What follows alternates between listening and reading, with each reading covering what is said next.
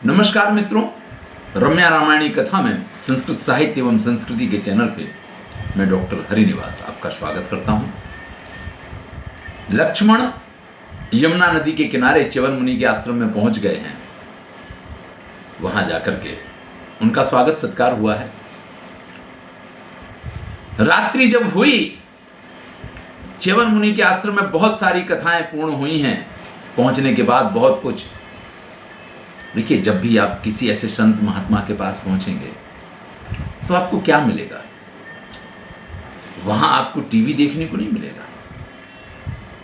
भाई, मैं आज के आश्रमों की बात नहीं कर रहा हूं, आज की तो बात अलग है। वहां अप्सराएं नृत्य करती हुई नहीं दिखाई देंगी। वहां तो आपको श्रेष्ठ श्रेष्ठ कथाएं सुनाई देंगी, जैसे मैं आपको सुनाता रहता हूं। लेकिन जब रात्रि हुई, भोजन वगैरह के बाद बैठे हैं, अथ रात्राम प्रवृत्तायाम शत्रुघ्नो भृगुनंदनम पप्रच्छे च्यवनम विप्रम लवणस्य यथाबलम। तब जिस कार्य के लिए आए हैं उस कार्य के बारे में भी विचार करना चाहिए ना। तो शत्रुघ्न भृगुनंदन च्यवन ऋषि से ये पूछते हैं कि महाराज, इस लवणासुर की शक्ति क्या है? ये कितना शक्तिशाली है? शूलस्य च बलम ब्रह्मन के च पूर्वे निपातिता। और उसके पास जो त्रिशूल है उसकी क्या शक्ति है? उससे इससे पहले पहले उसने किसका किसका वध किया है? अनेन शूल मुख्य ने द्वंद्व युद्धम उपागता। कौन कौन द्वंद्व युद्ध में इस शूल का शिकार बने हैं वो सब जानना चाहते हैं। तो वो च्यवन ऋषि कहते हैं, असंख्यानी कर्माणि यान्यस्य रघुनंदने। भाई, उसने बहुत सारे ऐसे पराक्रम किए हैं, बहुत सारे राजाओं को मारा है। इसीलिए तो जब राम के पास गए थे च्यवन ऋषि, तो उन्होंने कहा था कि मैं जिस किसी भी राजा के पास जाता हूं कि आप हमारी मदद कीजिए, वही राजा पीछे हट जाता है। पहले तो कहता है कि कहिए ऋषिवर, आपके लिए क्या किया जाए, और जैसे ही हम कहते हैं कि लवणासुर को मारना है, वैसे ही वो पीछे हट जाते हैं। आपने तो बिना ही उसके वचन दिया कि नहीं, जो कहोगे वो हम करेंगे, धन्य है आप। तो बहुत सारे राजाओं को उसने मारा है, लेकिन इक्ष्वाकु वंश प्रभवे यत् वृत्तम तत्क्षुण सुने। आपके जिस पूर्वज को मारा है उसकी कथा आपको सुनाता हूं। यानी वैसे तो बहुत सारे राजा मारे गए, लेकिन आपको जो कथा सुना रहा हूं कि आपके ही पूर्वज को इसने मारा है। और इसके बाद वो च्यवन ऋषि जो हैं, अयोध्यायाम पुरा राजा युवनास्व सुतो बलि। युवनास के पुत्र अयोध्या के राजा थे, जिस अयोध्या में अभी रामचंद्र जी राज कर रहे हैं। उनसे पहले दशरथ जहां के राजा थे, उसी अयोध्या में युवनास पुत्र मानधाता राज्य किया करते थे। विख्यात त्रिषु लोकेषु वीरवान। उनके पराक्रम की चर्चा तीनों लोक में थी। देखिए, मानधाता के जन्म की भी एक विशिष्ट कथा है। क्यों इसको मानधाता कहा जाता है उसकी भी एक कथा है। इनके पिता जो युवनास्व हैं, यहाँ तो उस कथा का उल्लेख नहीं है, लेकिन थोड़ा मैं आपके सम्मुख प्रस्तुत कर देता हूँ। युवनास्व जो है उनके यहाँ संतान नहीं, इसलिए वो एक यज्ञ करते हैं।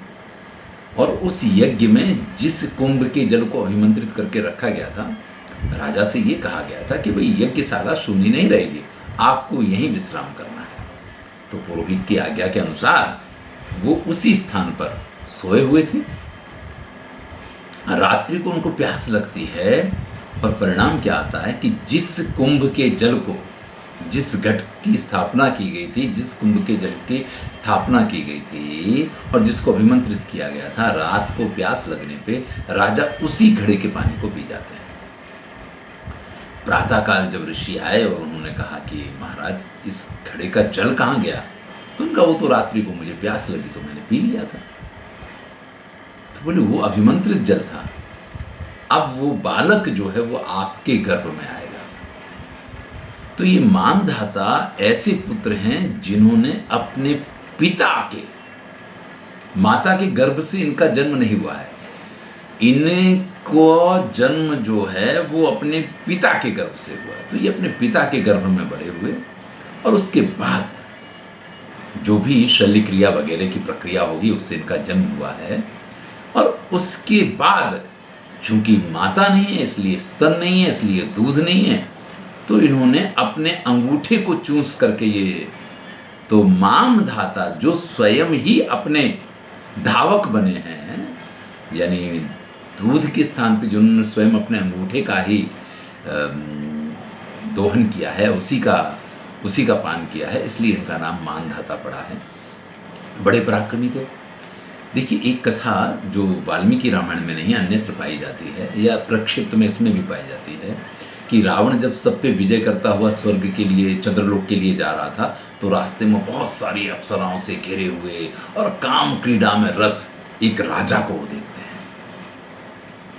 वो विचार में पड़ जाते कि भाई ये कौन है, क्या वैभव है, क्या इनका तेज है, क्या इनकी वाह वाह वाह महिमा है।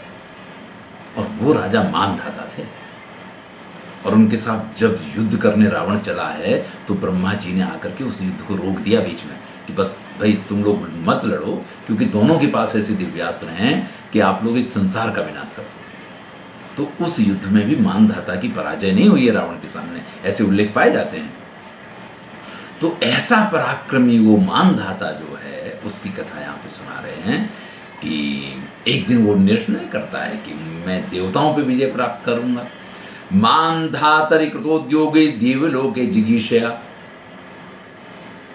और जब उन्होंने ये निर्णय किया, तो उसके साथ में देखिए ये अंतर होता है। रावण जब ये निर्णय करता है कि मैं इंद्र पे विजय प्राप्त करूंगा, तो वो इंद्रलोक को अपना बनाना चाहता है, लेकिन यहां तो अपेक्षाएं कुछ और हैं।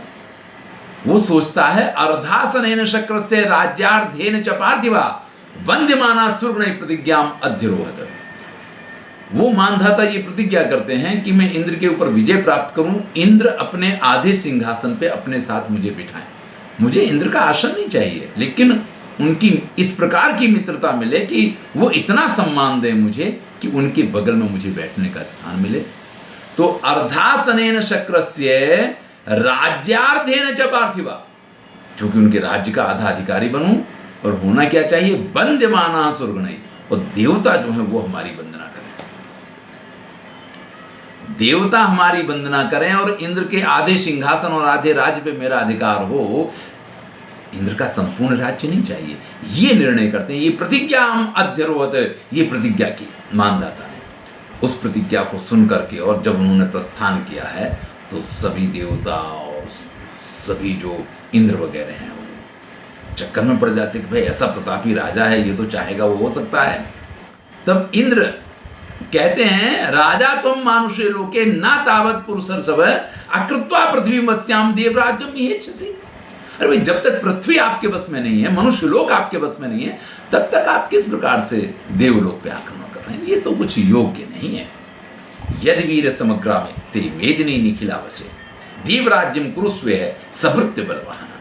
अरे मैं तो आपसे कह रहा हूं कि अगर आप पूरी पृथ्वी पे ही आपका राज्य हो जाता है, यानी समस्त पृथ्वी अगर आपके बस में हो जा रही है, तो आप इस देवलोक के भी राजा हो जाएंगे। इस चीज को मैं स्वीकार करता हूं, चलो जाओ।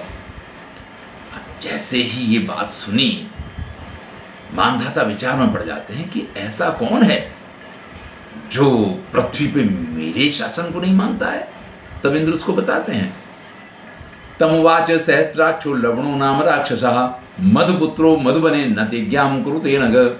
आपको लगता है कि सभी आपकी आज्ञा का पालन करते हैं, लेकिन मैं आपको बताता हूं, मधु दैत्य का पुत्र लवण जिसका नाम है, मधुबन में जो राज्य करता है, वो आपकी आज्ञा को मानने के लिए तैयार है। मानधाता को भी ये एहसास तो हुआ कि अगर मैं वास्तव में पूरी पृथ्वी पे मेरा राज्य नहीं है, तो फिर मुझे अधिकार नहीं है कि मैं स्वर्ग पे आक्रमण करूं। तो तुरंत वो ये निर्णय करता है कि मैं पहले जाकर के उस लवणासुर को पराजित करूंगा, और ये निश्चय करके वो एक दूत को भेजते हैं लवणासुर के पास। सकांक्षमाणो लवणम युद्धाय पुरुषर्षभे दूतम संप्रेषयामासे सकासम लवणस्य सह। अब वो जो दूत उन्होंने भेजा है, दूत जाता है, दूत में बड़ी ही गर्मी होती है। आप ये समझ लीजिए कि जिसका दूत है उसकी जैसा ही व्यक्तित्व उस व्यक्ति का होता है। अंगद अगर राम के दूत बन के रावण के पास जाते हैं, तो इस समय अंगद एक वानर नहीं रह जाते हैं। जो राम की शक्ति, जो राम का पराक्रम है, तुलसीदास ने तो कहां तक लिख दिया कि जो कोई मेरे पैर को इस सभा में हिला देगा, तो फिर ही राम सीता में हारे। राम वापस चले जाएंगे, सीता को मैं हार गया हूं, ऐसा अंगद बोल देते हैं। यानी जब भी किसी राजा का कोई दूत जाता है ना, तो जैसी राजा की शक्ति होती है ना, दूत का भी वही प्रभाव होता है, या दूत का भी व्यक्तित्व उसी प्रकार का होता है। तो मानधाता जैसा स्वाभिमानी राजा है, तो उसका दूत भी उसी प्रकार से स्वाभिमानी है। स्वाभिमान और अभिमान के बीच में एक बहुत छोटी सी रेखा है। आप स्वाभिमानी हैं, ये आपका गुण है, लेकिन अगर आप अभिमानी हैं तो ये आपका दोष है, ये बिल्कुल निश्चित है। यह मानधाता जो हैं वो तो स्वाभिमानी है, लेकिन उनका दूत जो है, जिस प्रकार की भाषा का प्रयोग करता है, महर्षि वाल्मीकि ने वर्णन किया है, सगत्वा विप्रयाण आह बहुनी मधुना सुतम।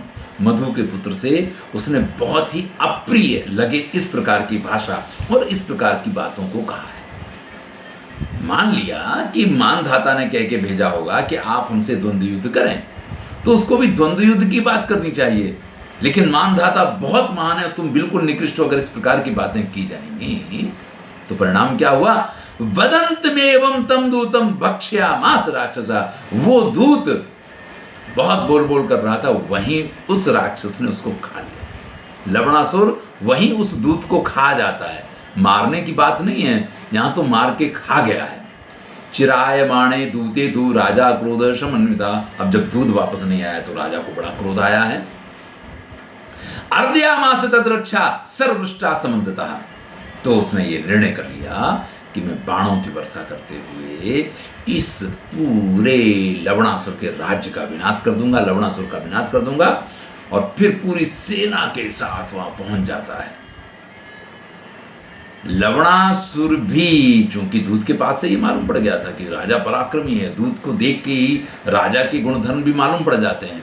उस दूत को तो मार दिया, लेकिन लवणासुर बिल्कुल तैयार था।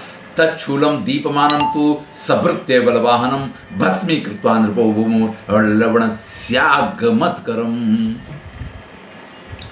फिर तो वो शूल लेकर के रणभूमि में आता है और उस एक ही शूल के प्रहार से पूरी सेना के साथ महाराज मानधाता का उसने संहार कर दिया है।